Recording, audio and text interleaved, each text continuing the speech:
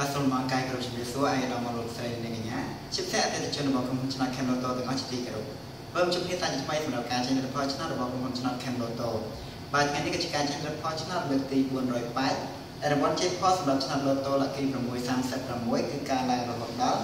71,715640 រៀលបាទឥឡូវនេះមកខាងពេលយូរយើងក៏ចាប់ផ្ដើមចេញលទ្ធផលតែម្ដងជាដំបូងគឺយើងធ្វើការចេញលទ្ធផលឆ្នោត 5D បាទសំត្រៀម1 2 3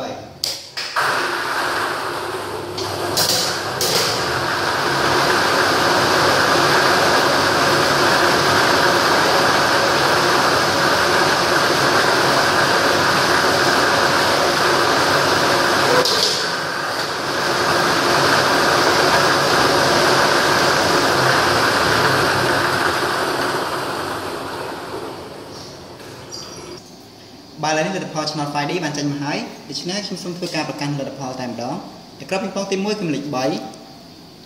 ក្របពីងប៉ុងទី2គឺលេខ0ក្របពីងប៉ុងទី3គឺលេខ0ក្របពីងប៉ុងទី4គឺលេខ6និងក្របពីងប៉ុងទី5គឺលេខ4បាទសូមបញ្ជាក់ម្ដងទៀតតែក្របពីងប៉ុងទី1គឺលេខ3ក្របពីងប៉ុងទី2គឺលេខ0ក្របពីងប៉ុងទី3គឺលេខ0ក្របពីងប៉ុងទី4គឺលេខ6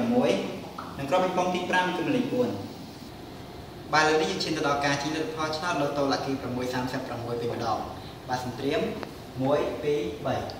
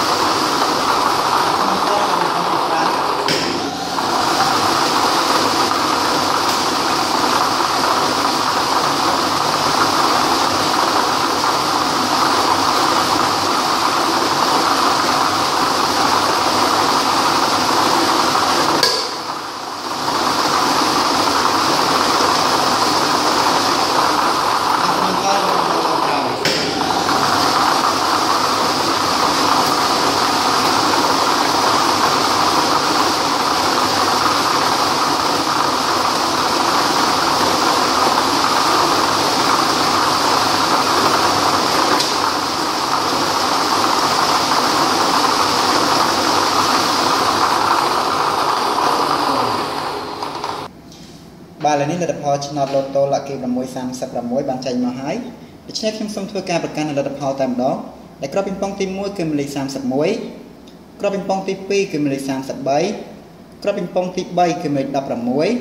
ក្របពីងប៉ុងទី4គឺលេខ35ក្របពីងប៉ុងទី5គឺលេខ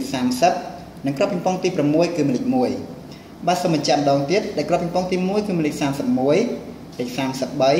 លេខ16លេខ35លេខ30និងលេខ1បាទលើការចេញលទ្ធផលឆ្នោតរបស់ក្រុមហ៊ុនឆ្នោត Camloto ក៏ដល់ទីបញ្ចប់អរគុណសម្រាប់ការតាមដានទស្សនានៃការចេញលទ្ធផលថ្ងៃនេះជាចុងក្រោយសូមជូនពរអតិថិជនទាំងអស់សូមជួបប្រទះតែសេចក្តីសុខសេចក្តីចម្រើនរកទទួលទានមានបានគ្រប់ក្រុមគ្រួសារពេលនេះសូមអរគុណសូមជម្រាបលា